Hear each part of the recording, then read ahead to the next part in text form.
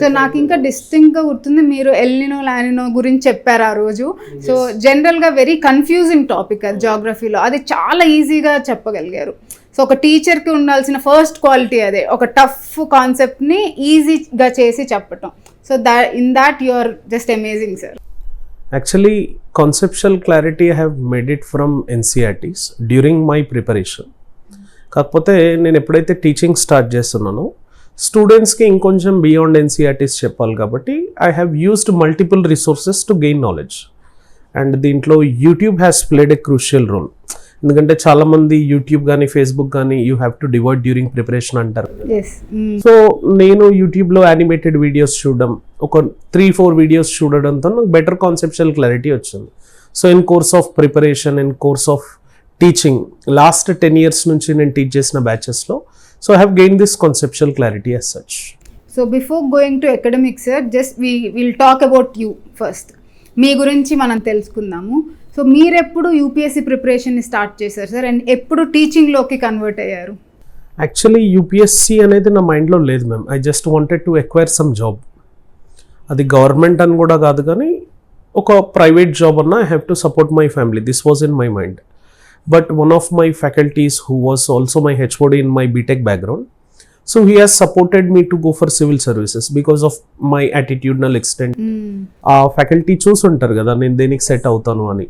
So ఆ బేసిస్లో suggest చేసినప్పుడు బ్యాక్గ్రౌండ్ రీసెర్చ్ చేసి సరే we will go for civil services what ever it might be అని అప్పుడు డిసైడ్ అయ్యి వచ్చింది. కాకపోతే my father being a police constable, so తన ఇన్ఫ్లుయెన్స్ కూడా నా మీద కొంచెం ఉంది, so that I have to become an IPS officer అని. కాకపోతే in prior I have tried many attempts and I have failed. కాకపోతే ఆ రీగ్రెట్ అయితే ఎప్పుడు లేదు మ్యామ్. యూపీఎస్సీలో ఫెయిల్ అయ్యి సెలెక్ట్ కాకపోయినా, so I started teaching different aspects for UPSC. So యూపీఎస్లో గెయిన్ చేసుకున్న నాలెడ్జ్ మీకు టీచింగ్కి యూస్ఫుల్ అయింది. Yes, exactly ma'am. అండ్ అదే లైఫ్ కెరియర్గా మారుతుందని నేనైతే ఎప్పుడు అనుకోలేదు. బట్ ఇన్స్టెడ్ యూపీఎస్సీ ప్రిపేర్ అయిన వాళ్ళు they will never feel regret అన్నది నా ఒపీనియన్. సో అట్లా in course of time I started my teaching 10 years before, and this is 11th year where I have been teaching for UPSC aspect. Good sir, very good. So we heard that at the age of 21 మీరు UPSC బోర్డ్ని face చేశారు. అసలు ఆ ఏజ్లో, అంత చిన్న ఏజ్లో అంత awareness కానీ బోర్డ్ని ఫేస్ చేసినప్పుడు కానీ ఎలా అనిపించింది? యాక్చువల్లీ వెరీ యంగ్ ఏజ్లోనే బీటెక్ అయిపోయింది మ్యామ్, 19.5. ఇప్పుడున్నట్టు ఏజ్ కన్స్ట్రైన్స్ లేవు అప్పుడు. So at very early age I started my UPSC preparation. ఇప్పుడు చాలా మంది చాలా ఎర్లీ ఏజ్లో స్టార్ట్ చేస్తున్నారు, కానీ back then I started my preparation very early. So ఆ ఇనీషియల్ అటెంప్ట్ నేను త్వరగా ఇవ్వడం వల్ల నాకు యూపీఎస్సీ ఇంటర్వ్యూ బోర్డ్ని ఫేస్ చేసే ఛాన్స్ వచ్చింది. చాలామంది అంటారు టెన్షన్ అనేది లేదు అని, కానీ but I was completely tensed. My family, parents, faculty have supported me a lot. కాకపోతే ఆ ఇంటర్వ్యూలో ఫెయిల్ అయినప్పటికీ నాకు ఇంటర్వ్యూ లాగా అనిపించలేదు ma'am. It's just a calm quiet discussion. వాళ్ళు అడిగిన పర్సనాలిటీ క్వశ్చన్స్కి నేను ఇచ్చిన ఆన్సర్స్కి అది మ్యాచ్ అవ్వలేదు, నేను ఫిట్ అవ్వలేకపోయాను. They did not select me.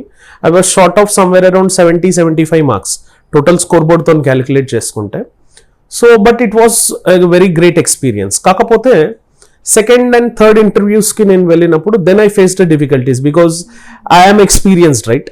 So they started asking me questions చాలా సేపటి వరకు. ఫస్ట్ ఇంటర్వ్యూ 25 minutes అయిపోయింది ma'am. Second interview lasted for 40 minutes. Third interview somewhere 35 to 40 minutes. Okay, మీరు ఎక్స్పీరియన్స్డ్ అని తెలియగానే వాళ్ళు టైం పెంచారు. yes, obviously వాళ్ళకి తెలుస్తుంది మ్యామ్ మనం ఎన్ని అటెంప్ట్స్ ఇచ్చాము అని. సో దాని బేసిస్ మీద they have click loud me. So second and third లో మాత్రం బాగా టఫ్ సిచ్యువేషన్ ఫేస్ చేశాను. But it's fine that I ఏమో బెటర్ వర్జన్ రాసి పెట్టుందని చెప్పి ఆ రిగ్రెట్ని అయితే ఎప్పుడు ఫీల్ అవ్వలేదు. సో యూపీఎస్సీ మీకు ఇచ్చిన నాలెడ్జ్ ఇప్పుడు చాలా మంది స్టూడెంట్స్కి స్ప్రెడ్ చేస్తున్నారు. So it's more than anything sir. Yes ma'am, actually satisfaction పరంగా వస్తే నేను ఒక్కడిని సెలెక్ట్ కాకపోవడం వల్ల లాస్ట్ 10 yearsలో ఒక 30 students అండ్ మై ఫ్రెండ్స్ని ట్రైన్ చేయగలిగాను. సో నేను ఒక్కడనే సెలెక్ట్ అయిపోయి ఉంటే మేబీ 30 members సెలెక్ట్ అయ్యి ఉండేవాళ్ళు, కాకపోతే నా వల్ల హెల్ప్ పొంది అయ్యి ఉండకపోయేవాళ్ళు. సో ఈ 30 members నా కాంట్రిబ్యూషన్ చేశాను కాబట్టి ఆ రిగ్రెట్ అనేది రానివ్వకుండా జరిగింది మ్యామ్. చాలాసార్లు సొసైటీ నన్ను క్వశ్చన్ చేయడం కూడా జరిగింది, మీరు సక్సెస్ఫుల్లా, అన్సక్సెస్ఫుల్లా, లేకపోతే మీరు ఫెయిల్ అయ్యారు కదా యూపీఎస్సీ. బట్ యూపీఎస్సీ ప్రిపేర్ అయిన ప్రతి మనిషి నాలెడ్జ్ వైజ్ ఎప్పుడు సక్సెస్ఫుల్లే కదా సార్? Yes, exactly. యూపీఎస్సీ చదివిన వాళ్ళని మ్యామ్ నేను పర్టికులర్గా పర్ఫెక్ట్ ప్రిపేర్ అయిన వాళ్ళని. I do not see any one who is failure in their life. ఏదో ఒక ఫీల్డ్లో దే హ్యావ్ బీన్ కంప్లీట్లీ సక్సెస్ఫుల్. ఎగ్జాక్ట్లీ. సో దానివల్ల మేబీ నాకైతే ఎక్కువ రిగ్రెట్ కాలేదు. కాకపోతే society on and off and questions అడుగుతుంది మ్యామ్. యూపీఎస్సీ రాకపోతే మనం కెరియర్లో సెటిల్ అవ్వడానికి కొంచెం టైం పడుతుంది. అంతలోపు సొసైటీ అడిగిన క్వశ్చన్స్కి ఆన్సర్ ఇద్దామని నేను కొన్ని గవర్నమెంట్ ఎగ్జామ్స్ రాశాను మ్యామ్. బ్యాంక్ ఎగ్జామ్స్ని ఎక్వైర్ చేశాను. అన్ని బ్యాంకింగ్ సెక్టర్లోనే వచ్చాయి. ఇంకొకటి స్టాఫ్ సెలెక్షన్ కమిషన్ అని సిజిఎల్ కండక్ట్ చేస్తా, మన ఎస్ఎస్సి కండక్ట్ చేస్తుంది సిజిఎల్ ఎగ్జామ్. అది కూడా క్వాలిఫై అయ్యాను. But I felt like it was not cup of my tea. ఆడిటర్గా నేను ఎఫెక్టివ్గా ఉండలేను అని నాకైతే అర్థమైంది ma'am. So I did not took that positions. But society, family have blamed me of not taking it. Still ఇంకా కొంతమంది అయితే అసలు నిజంగానే క్రాక్ చేశాడా లేదా అన్న క్వశ్చన్ కూడా సో నేను ఎక్స్ప్లెనేషన్ ఇవ్వాల్సిన ఆన్సర్ అయితే I have to give explanation to my self. అందుకే నేను పెద్దగా ఎవరికి ఆన్సర్ ఇవ్వలేదు. బట్ ఈ రిగ్రెట్ అయితే ఎప్పుడు ఫీల్ అవ్వలేదు మ్యామ్.